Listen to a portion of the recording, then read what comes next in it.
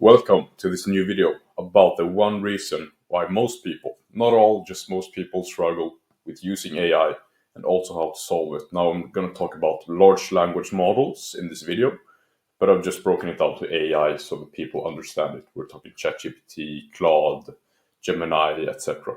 And I see way too many people struggle with this. I struggle with it myself, and it's the primary thing that I hear people struggling with when they use ChatGPT or other AI models. So, I'm gonna try to keep this video as concise and actionable as possible.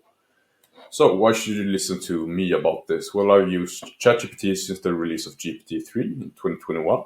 When it got released to the public, I struggled with the exact same problem, and I have spent countless of hours trying to figure out a solution and framework to always get good outputs from AI models. Not always, but in the most cases, getting good outputs or large language models. And I'm currently automating thousands of interactions every month using large language models at AgentFlow, my chatbot agency. So that's a little bit about me. So what's the one problem? Well, simply, it's your prompt. And the core premise of ChatGPT or other AI models or large language models, whatever you want to call them, is that if you give garbage in, you'll get garbage out. It's that simple. So a simple guide to prompting is to firstly use conversational prompts for simple tasks. So for quick, just straightforward tasks, just keep it simple. For example, what's the weather like in Stockholm? Make this text score grade 5 on Hemingway app, or summarize this document into 3 bullet points. Simple. So just don't waste time on this step and write complex prompts because you don't need it for simple conversational tasks. And secondly, use structured prompts for complex tasks. For example, in AI systems, or if you are giving a really big input and task to, for example, just ChatGPT in chatgpt.com, etc.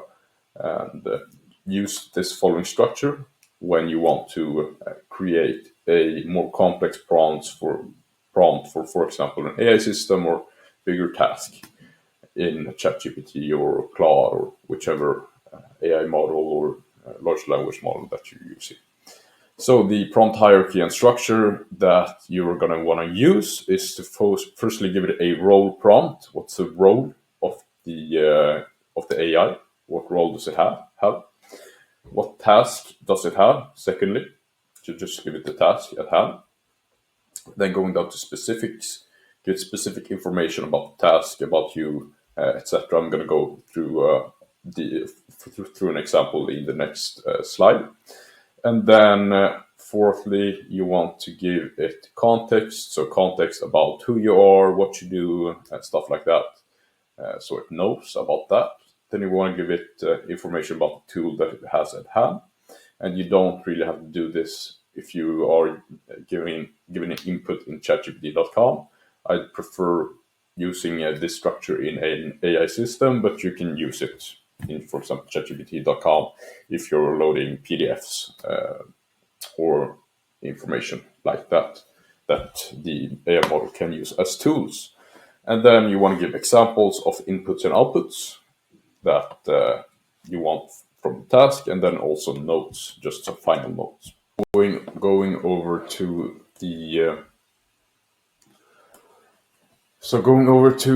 example of a prompt, we're now going to use the conversational AI chatbot example because that's what I build every week. And yeah, you can use this for example, chatgpt.com or a service like that, but this is tailored to an AI system, just so that you are aware of that. And I'm also going to leave the template of this prompt below in the marketplace that you can get for free.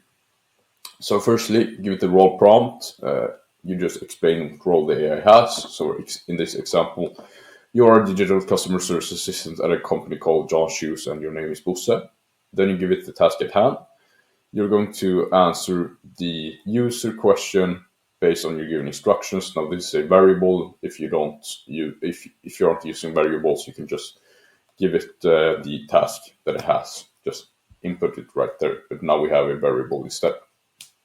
just this AI system. Then go over to the specifics, so the specific information. Now I've just provided 4 bullet points in this example. Not going to go through all of them, but you can just pause the video and read it through yourself if you want to do that. Then you give it context about who you are, and just give it in some context here. Then you provide it with the tools that it has at hand.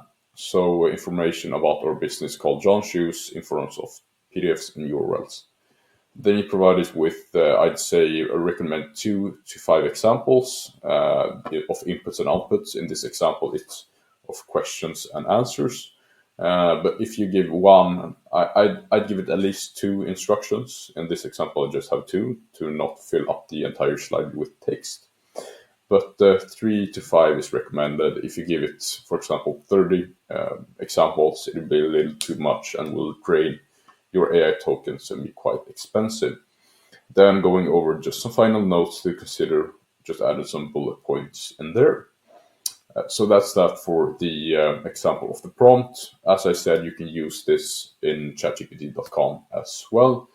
And if you and for the tools section, if you're using for example chatgpt.com for a bigger example, just say that it has information about your business or whatever in forms of, for example, a PDF that you upload when you are sending out the task or some other tools. And then you also replace these variables, for example, user questions, language variable with just the task and the language, if you'd like to do that, or if you'd like to add some language, I don't know. So that's that for this prompting tutorial. Hope that it helps with giving you better outputs. So if you give a conversational prompt, a simple prompt to a bigger task, it can be hard to just get a good answer. Therefore, I recommend using that prompt template for bigger tasks in AI systems or bigger tasks in chatgpt.com, Claude AI, Gemini, etc.